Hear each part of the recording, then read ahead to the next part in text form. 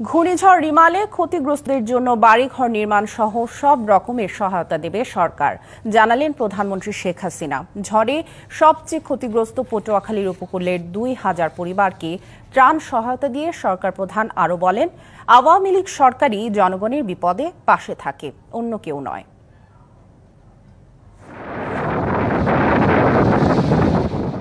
ঘূর্ণিঝড় রিমালের ছোবলে সবচেয়ে বেশি ক্ষতিগ্রস্ত হয় পটুয়াখালীর খেপুপাড়া। ক্ষতিগ্রস্ত এলাকার বিপন্ন মানুষের পাশে দাঁড়ানোর ঘোষণা আগেই দিয়েছিলেন প্রধানমন্ত্রী।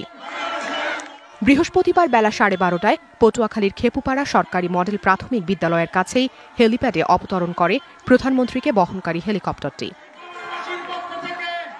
এ সময় ক্ষতিগ্রস্ত মানুষের পাশে দাঁড়ান বঙ্গবন্ধু কন্যা। দুর্গত এলাকার ২,০০০ পরিবারকে তুলে দেন ত্রাণ সহায়তা।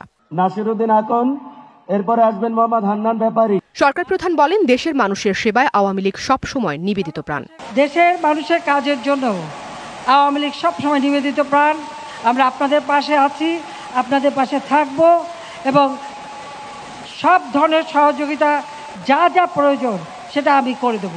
যে এই অঞ্চলটার সার্বিক উন্নয়নে আওয়ামী লীগ সরকার এসেছে বলেই সেটা সম্ভব হয়েছে। আজকে যারা ক্ষতিগ্রস্ত তাদের ক্ষতিটা পুড়িয়ে নেওয়ার জন্য যা যা দরকার সেটা আওয়ামী লীগ করবে। প্রাকৃতিক দুর্যোগের সঙ্গে লড়াই করেই টিকে থাকতে হয় দক্ষিণ জনপদকে, আর ক্ষয়ক্ষতি পুষিয়ে নেওয়ার জন্য সব ব্যবস্থা করবে সরকার। ইতিমধ্যেই যে সমস্ত রাস্তাঘাট ভেঙে গেছে সেগুলি মেরামত করার ব্যবস্থা নেওয়া হয়েছে। পাশাপাশি বাঁধ যেগুলি ভেঙে গেছে বাঁধ নির্মাণের কাজ ইতিমধ্যে আমরা শুরু করে দিয়েছি, যাতে বর্ষার আগেই আমরা এই বাঁধগুলি নির্মাণ করে জলোচ্ছ্বাস বা পানির হাতে মানুষকে বাঁচাতে পারি সেই ব্যবস্থা আমরা নিয়েছি। তাছাড়া যাদের ঘর বাড়ি ভেঙে গেছে ইতিমধ্যে আমরা খোঁজ নিতে বসেছি।